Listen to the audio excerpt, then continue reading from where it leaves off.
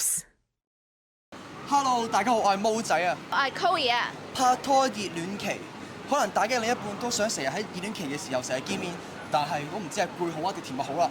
我就唔同咯，我會比較中意見到對方啦，咁見到對方都開心啲啦。雖然話喺一段關係入邊留翻啲空間俾大家先至會健康啲，但係成日見唔會真係過一輩嘅咩？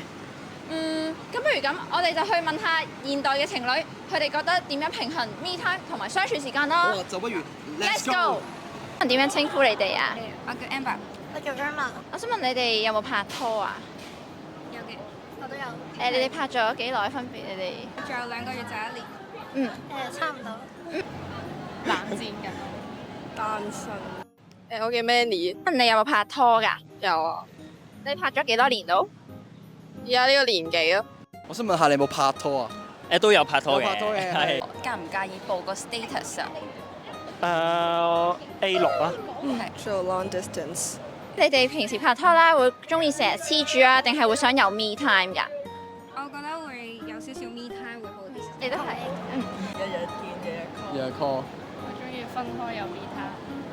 想有 me time，因為黐得太耐咧，冇啲 me time 好似會好攰。有翻自己時間做自己嘅會個人放鬆啲咯。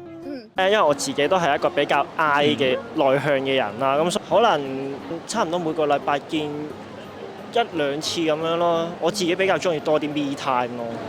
因為其實 long distance 已經冇咗一段時間，所以我覺得我會 prefer 50-50，即係一半一半咁樣。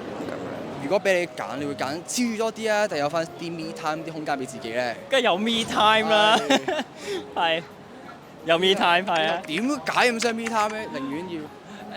因為我個人係好需要私人空間嘅，係啦係。你哋點解會想有呢個 me time？如果一齊嗰段生活或者係相處嘅話，免不了會摩擦啦，然後個人會變得好急躁，所以我覺得即係有多啲 me time 嘅時候就會可以放鬆呢個情緒多啲，可以用一個比較平靜啲嘅心態去同對方相處。我都覺得如果成日黐埋一齊嘅話，可能會有好多摩擦啦，所以有啲個人時間可能會比較好啲。大家喺同一個空間做唔同嘅嘢咯，可能。咁如果你嘅伴侶係話一定要日日都見嘅，咁你又好中意佢，佢又好中意你啦，咁但係就係喺呢一方面，你有冇試過呢個情況？哇，可能我嘅經驗比較少啦，冇你咁多啩。我超估啫。咁因為我未試過咁誇張啦。如果假設真係要日日都見嘅，我應該唔會中意到佢咯。如果你哋想靜靜地休息，但係另一半又想黐住喎，想見喎，咁你哋會點樣處理啊？我會首先溝通咗先啦，即係同佢講下我個諗法啦，即係或者再約另一個時間見面咁樣咯，睇下可唔可以融合相處到。即係大家互相遷就咁樣。變好，大家各自做自己要做嘅嘢，唔係下下為咗黐埋一齊，之後放低晒自己要做嘅嘢，咁咪好啲啊！我覺得雙方都應該要去理解對方依家嘅，因為都係學業為重啦。嗱，我覺得最多都係溝通嘅，咁啊同佢講話我想要啲私人時間，睇下你 O 唔 OK 啊？